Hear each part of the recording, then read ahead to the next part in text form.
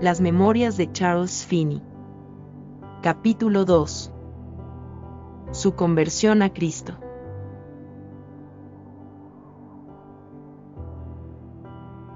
En este punto de mi historia, cierto sábado en la tarde resolví en mi mente dar respuesta al dilema de la salvación de mi alma de una vez por todas y, de ser posible, hacer las paces con Dios. Siendo que estaba muy ocupado con los asuntos de la oficina, sabía que sin una gran firmeza de propósito nunca abordaría el tema. Así que decidí, en lo que me fuera posible, evitar todo trabajo y cualquier otro asunto que pudiera distraer mi atención y evitar que me entregara por completo a la tarea de asegurar la salvación de mi alma. Llevé esta resolución a efecto con seriedad y tan bien como pude. Sin embargo, estaba obligado a permanecer por un buen tiempo en la oficina. Más quiso la providencia que no tuviera mayores oficios ni el día lunes ni el martes, y tuve así oportunidad de leer mi Biblia y de estar en oración la mayor parte del tiempo. Sin embargo, era yo orgulloso sin saberlo. Había supuesto que la opinión de los demás me tenía sin cuidado, sea ya que pensaran esto o aquello de mí. Además, yo había sido, de hecho, bastante particular en mi asistencia a sus reuniones de oración y en el grado de atención que le había prestado a la religión durante mi estadía en Adams.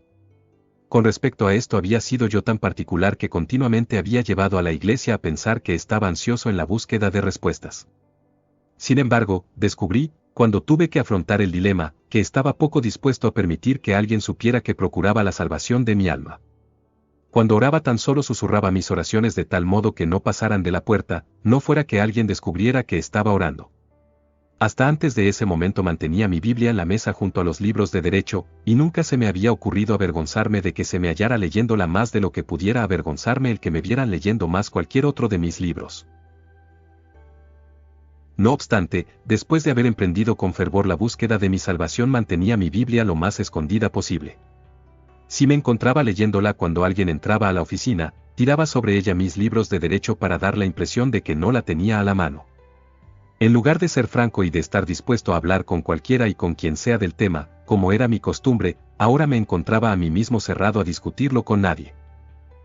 No deseaba ver a mi pastor por dos razones: la primera, no deseaba que conociera mi sentir, y la segunda, no tenía confianza alguna de que él pudiera comprender mi caso y darme la dirección que necesitaba. Por las mismas razones evitaba las conversaciones con los ancianos de la iglesia, o con cualquier otro cristiano. Me daba vergüenza que supieran cómo me sentía, por un lado, y por otra parte me preocupaba que me guiaran mal. Sentía que mi único recurso era la Biblia. Durante el día y la noche del lunes y el martes mi grado de convicción aumentó, sin embargo, tenía la impresión de que a la vez mi corazón se hacía más duro. No podía derramar una lágrima, no podía orar. No tenía oportunidad de orar más alto que un suspiro, y frecuentemente sentía que si pudiera estar a solas en donde pudiera alzar la voz y expresarme como quisiera, entonces encontraría alivio en la oración. Me sentía tímido y había evitado, en cuanto pude, hablar con alguien al respecto. Había intentado hacer esto sin levantar sospechas de que estaba buscando la salvación de mi alma en la mente de cualquiera. La noche del martes me sentía muy nervioso y se apoderó de mí la extraña sensación de que estaba a punto de morir. Yo sabía que de ser así mi único destino era hundirme en el infierno. Sentí estar a punto de gritar, sin embargo, traté de calmarme lo mejor que pude hasta la mañana. En la mañana me levanté y partí a una hora temprana a la oficina. Sin embargo, justo antes de llegar a la oficina algo parecía estar confrontándome con preguntas como estas. De hecho, parecía que este cuestionamiento proviniera de dentro de mí, en forma de una voz interna. ¿Qué estás esperando? ¿Acaso no prometiste entregarle tu corazón a Dios? ¿Y qué estás tratando de hacer? ¿Acaso tratas de elaborar tu propia justicia con obras? Fue en ese preciso momento cuando toda la cuestión de la salvación ofrecida en el Evangelio se abrió en mi mente de la forma más maravillosa. Pensé y vi con una claridad que nunca había experimentado en mi vida la realidad y la suficiencia de la expiación de Cristo. Vi que su obra era una obra completa, y que en vez de tener o de necesitar justicia alguna para poder encomendarme a Dios, lo que debía hacer era someterme a la justicia de Dios por medio de Cristo. De hecho, la oferta de salvación del Evangelio me pareció la oferta de algo que debía de ser aceptado, y que era suficiente y completa, y que lo único que era necesario de mi parte era dar mi consentimiento para la entrega de mis pecados, y entregarme a mí mismo a Cristo. Vi que la salvación no era algo que podía ser labrado por medio de mis obras, sino algo que debía de ser hallado enteramente en el Señor Jesucristo, quien se presentó ante mí para ser aceptado como mi Dios y mi Salvador. sin haber estado consciente de ello, me había detenido en la calle en donde la voz interior me había confrontado. ¿Cuánto tiempo permanecí en esa posición? No lo sé. Pero después de que esta particular revelación se estacionó en mi mente por un breve momento, me pareció distinguir la pregunta. ¿La aceptarás ahora, hoy? Respondí. Sí, la aceptaré hoy mismo o moriré en el intento. Al norte de la villa y sobre una colina había una arboleda, en la cual había hecho el hábito, casi diario, de caminar cuando hacía buen tiempo.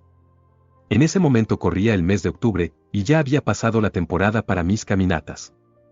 Sin embargo, en lugar de ir a la oficina, volví atrás y seguí rumbo a la arboleda, sintiendo que debía estar a solas y lejos de todo ojo y oído humano, para así poder derramar mi oración delante de Dios. Aún con esto mi orgullo estaba por emerger. A medida que subía la colina se me ocurrió que alguien podía verme y suponer que me alejaba para orar. Luego presumí que nadie sobre la tierra sospecharía que me dirigía a orar si me veía en el camino. No obstante, tan grande era mi orgullo y estaba yo tan poseído por el temor al hombre, que recuerdo haberme escondido a lo largo de la cerca hasta que estuve lejos de la vista de cualquiera que pudiera estar en la villa. Penetré al bosque, creo que caminé un cuarto de milla, y llegué hasta el otro lado de la colina en donde encontré un lugar en donde unos árboles enormes habían caído al piso entrecruzados, dejando un espacio abierto entre unos 3 o 4 grandes troncos. Pensé que el sitio podía servirme como una suerte de cuarto cerrado. Entré al lugar y me puse de rodillas para orar.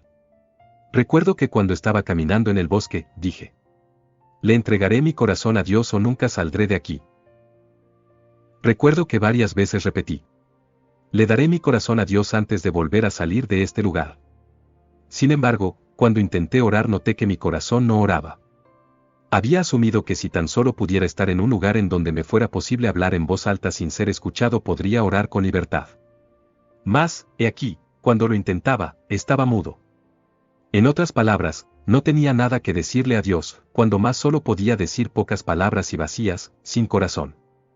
Cuando intentaba orar, de pronto me parecía escuchar un crujir de hojas, entonces interrumpía la oración y me levantaba para mirar si alguien venía.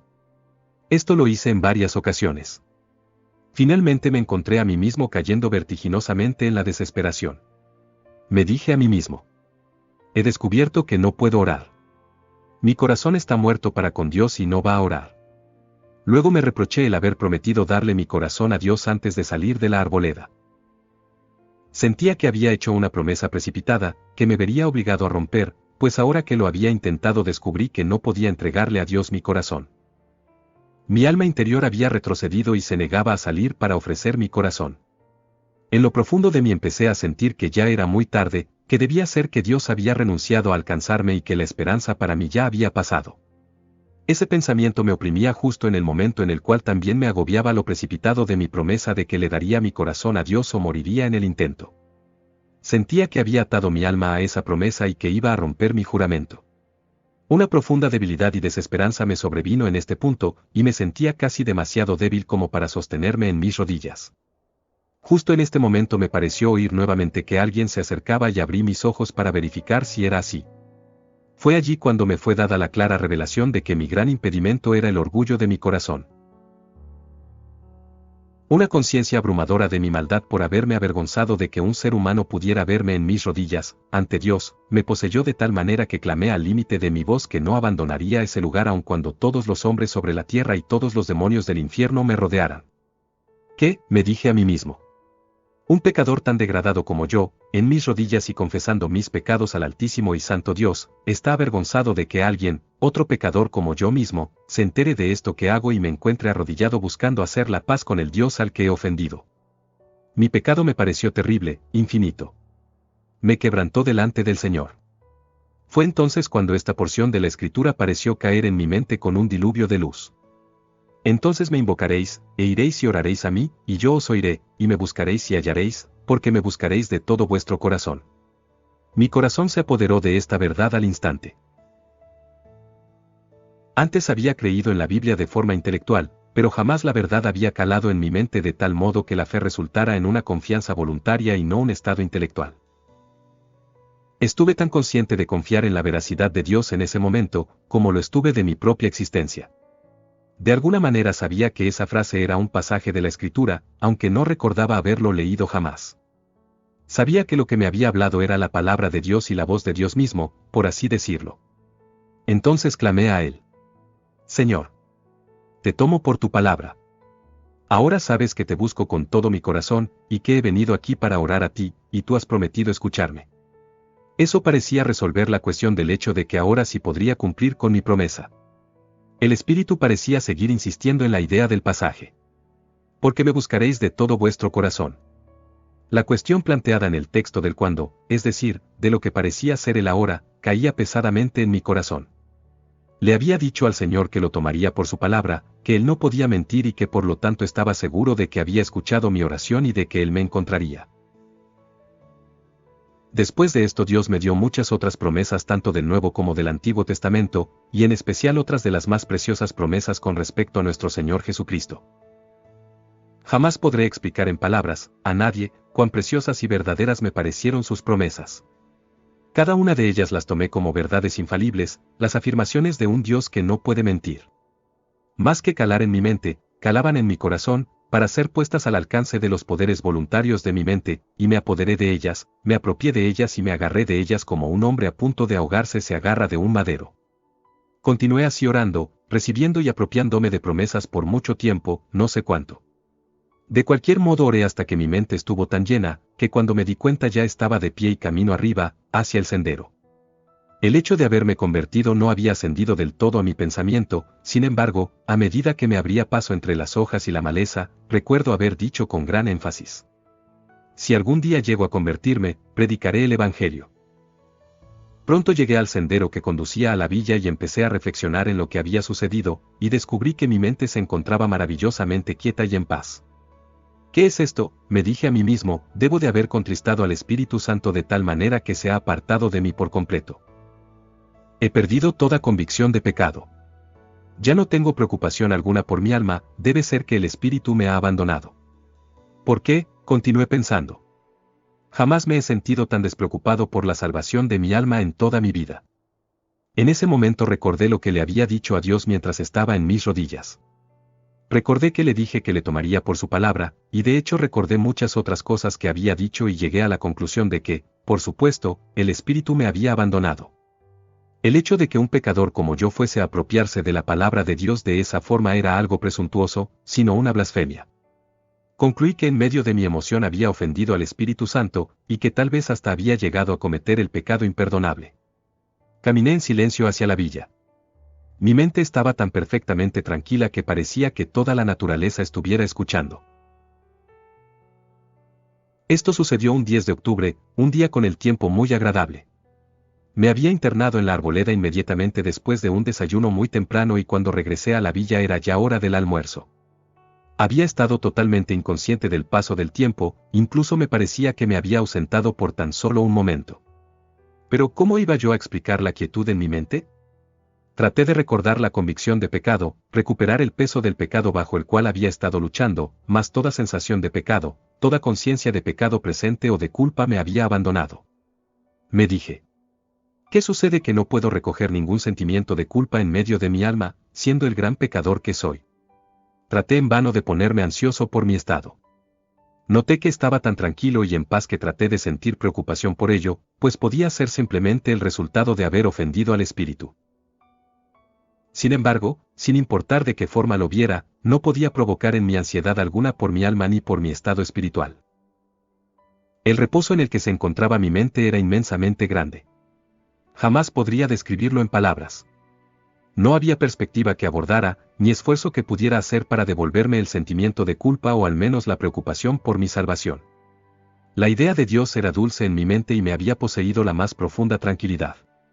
Todo esto era un gran misterio para mí, que sin embargo no me angustiaba ni me tenía perplejo. Fui a almorzar, pero descubrí que no tenía apetito. Fui entonces a la oficina y encontré que el licenciado Wright había salido a almorzar. Tomé mi viola bajo y, como era mi costumbre, empecé a tocar y a cantar algunas piezas de música sacra. Mas apenas empezaba a tocar y a cantar aquellas sagradas palabras, me puse a llorar. Era como si mi corazón fuera todo líquido, y mis sentimientos estaban en tal estado que no podía escuchar mi propia voz cantando sin que se desbordaran mis sensibilidades. Me asombré por esto y traté de retener las lágrimas, pero no pude.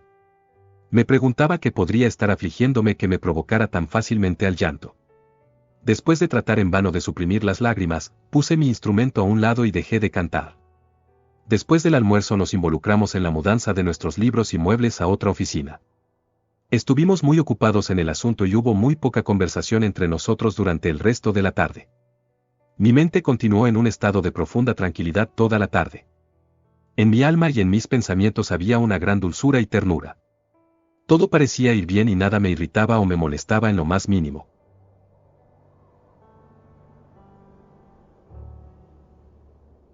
Al caer la tarde, el pensamiento de tratar de volver a orar nuevamente apenas estuviera solo me invadió. No iba a abandonar el tema de la religión y rendirme ahora, a cualquier precio, y aunque ya no tuviera la preocupación por mi alma, seguiría orando.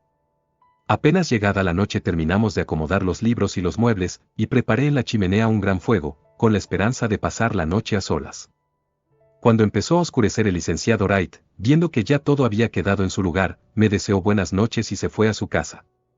Yo le había acompañado a la puerta, y al cerrarla y voltearme, mi corazón pareció derretirse dentro de mí. Todos mis sentimientos internos parecían levantarse hasta derramar. La impresión en mi mente era esta: quiero derramar toda mi alma delante de Dios. Tal era este levantamiento de mi alma que corrí a la sala de consejo, que se encontraba en la parte trasera de la oficina, a orar. Allí no había fuego ni luz, estaba oscuro. Sin embargo, a mí me pareció perfectamente iluminada. Mientras cerraba la puerta de esta habitación, sentí encontrarme con el Señor Jesucristo cara a cara. No se me ocurrió entonces, ni tampoco algún tiempo después, que este encuentro fuera por completo un estado mental. Por el contrario, me pareció encontrarme con él cara a cara y verle tal como podría ver a cualquier hombre.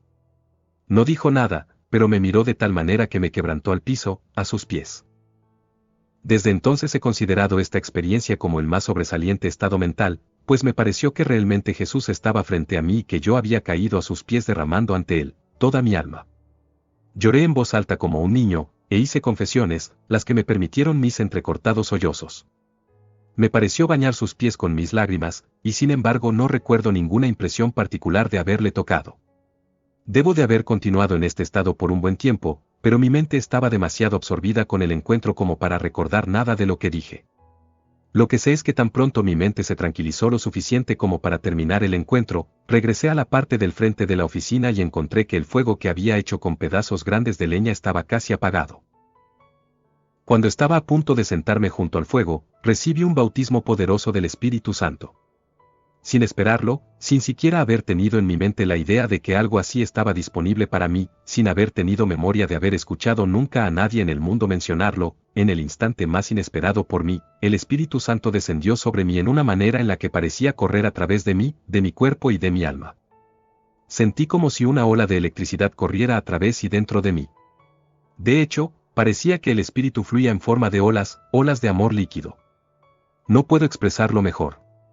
Sin embargo, no era como agua, sino más bien como el aliento de Dios. Puedo recordar especialmente que parecía ventilarme con alas inmensas, y me parecía que estas olas al pasar sobre mí, literalmente movían mi cabellera como lo haría la brisa. No hay palabras que puedan expresar el maravilloso amor que fue derramado en mi corazón. Me parecía que estaba a punto de estallar. Lloré en voz alta de amor y de gozo, no lo sé, pero fue como si literalmente clamé con el clamor inefable de mi mismo corazón. Estas olas venían sobre mí, una tras otra, hasta que recuerdo haber exclamado: «Moriré si estas olas siguen viniendo sobre mí». Le dije al Señor: «Señor, ya no puedo soportarlo más». Sin embargo, no tenía miedo de morir. No sé cuánto tiempo estuve en ese estado, recibiendo este bautismo continuo sobre mí y a través de mí. Sé que fue ya casi al final de la tarde cuando un miembro de mi coro, pues era yo entonces el líder del coro, vino a la oficina para verme. Este joven era miembro de la iglesia, y me encontró en ese estado de llanto a gran voz y me dijo: «Señor Finney, ¿qué le sucede?». No pude responderle por algún tiempo. Él continuó: «¿Está usted adolorido?». Me sobrepuse lo mejor que pude y le dije: «No, pero estoy tan feliz que ya no puedo vivir». El hombre se volteó y salió de la oficina, y en breves minutos regresó con uno de los ancianos de la iglesia, cuya tienda se encontraba al cruzar la calle de la oficina. Este era un hombre muy serio, y en mi presencia había sido muy cuidadoso y rara vez le había visto reír. Cuando entró yo estaba prácticamente en el mismo estado en el que me había encontrado el joven que fue a buscarlo. Me preguntó cómo me sentía, y yo empecé a contarle lo sucedido. En lugar de decir nada al respecto, el anciano cayó en la risa más espasmódica. Daba la impresión de que le era imposible dejar de reírse desde el fondo mismo de su corazón. Parecía ser un espasmo irresistible. Había un joven en mi vecindario que se estaba preparando para la universidad, con quien yo había llegado a ser bastante íntimo. Luego me enteré que el señor Gale, el ministro, repetidamente le había hablado de la religión y le había advertido acerca de mí, diciéndole que yo era una influencia que podía descarriarle. El señor Gale le había dicho que yo era un joven muy desentendido de la religión, y que a su opinión si él llegaba a asociarse mucho conmigo, su mente podía desviarse y no llegar a convertirse. Después de mi conversión, y de la conversión del joven, él me dijo que le había dicho al señor Gale, en varias ocasiones, cada vez que le había amonestado acerca de su asociación conmigo, que nuestra conversación había tenido en el más efecto, en cuanto a lo religioso, que su predicación. Ciertamente en muchas ocasiones había compartido mis sentimientos con este joven, cuyo nombre era Seas. Justo en el momento en el que relataba mis sentimientos a este anciano de la iglesia y al otro miembro que le acompañaba, el joven Seas entró a la oficina. Yo estaba sentado de espaldas a la puerta y apenas me fijé cuando entró. De cualquier modo, Seas pasó adelante y escuchó con asombro el relato. Para mi sorpresa el joven cayó al piso y clamó en la más intensa agonía mental. «Ora por mí». El anciano de la iglesia y el otro joven se arrodillaron y empezaron a orar por él, y cuando ellos acabaron, yo también oré. Poco después de esto todos se retiraron y me dejaron a solas. Empecé a preguntarme: ¿por qué el anciano Bond se ha reído tanto? ¿Pensará acaso que estoy loco o alucinando? Esta pregunta provocó una especie de oscuridad en mi mente y empecé a debatir conmigo mismo si fue o no apropiado que yo, habiendo sido tan terrible pecador, orara por Seas. Sentía como si una nube se hubiera posado sobre mí. No tenía cerca nada sobre lo que pudiera reposar y en poco tiempo me retiré a la cama, no angustiado en mi mente, pero aún sin entender qué sucedía en mi estado actual. No obstante, del bautismo que había recibido, esa tentación obscureció mi perspectiva de tal modo que me fui a la cama sintiéndome inseguro de haber hecho las paces con Dios. Me dormí enseguida, pero casi inmediatamente volví a despertar sintiendo el gran fluir del amor de Dios que había en mi corazón. Estaba tan lleno de este amor que no podía dormir. Pronto volví a quedarme dormido y nuevamente desperté de la misma manera. Cuando desperté regresó la tentación, el amor en mi corazón pareció abatirse, pero tan pronto me volvió el sueño, la calidez era tanta en mi interior que volví a despertar. Así continué hasta tarde en la noche cuando pude tener algo de reposo. Cuando desperté en la mañana ya había salido el sol y había derramado su claridad en mi habitación. No tengo palabras para expresar la impresión que causó en mí su luz. Al instante el bautismo que había recibido la noche anterior regresó sobre mí de la misma manera. Me arrodillé en mi cama y lloré en voz alta de alegría, y permanecí así por algún tiempo, sobremanera anonadado por este bautismo del Espíritu como para hacer otra cosa que no fuera derramar mi alma delante de Dios. Parecía como si en esta ocasión el bautismo viniera acompañado con un gentil reproche, como si el Espíritu me estuviera diciendo: ¿vas a dudar? ¿Dudarás? Clamé. No. No voy a dudar. No puedo dudar. Luego de esto Dios dejó tan claro el asunto en mi mente que me resultaba imposible dudar que el Espíritu Santo hubiera tomado posesión de mi alma. Fue en este estado en el que se me enseñó la doctrina de la justificación por la fe. Nunca antes esta doctrina había llegado a tomar posesión de mi mente y tampoco la había visto como fundamental en el Evangelio. De hecho, ni siquiera tenía idea en absoluto de lo que podría significar en su apropiado sentido. Pero ahora me era posible entender lo que el pasaje, habiendo sido justificados por la fe, tenemos paz para con Dios, por medio de nuestro Señor Jesucristo, quería decir. Pude ver que en el momento en el que creí en la arboleda, todo sentimiento de condenación abandonó por completo mi mente, y que a partir de entonces ya no podía sentir culpa o condenación a pesar de todos mis esfuerzos. Mi sentimiento de culpa se fue, mis pecados se fueron, y me sentía tan inocente como si nunca hubiese pecado. Esta era justamente la revelación que necesitaba. Me sentí justificado por la fe, y según lo que podía ver me encontraba en un estado en el que no había pecado. En lugar de sentir que estaba pecando todo el tiempo, mi corazón estaba lleno de amor hasta rebosar. Mi copa se desbordó de amor y de bendiciones, y ya no podía sentir que estuviese pecando contra Dios. Tampoco podía recobrar mi antigua sensación de culpa por pecados pasados. Que yo recuerde, no comenté con nadie acerca de esta experiencia, es decir, esta experiencia de justificación y, según lo que podía ver, de presente santificación. Fin del capítulo 2.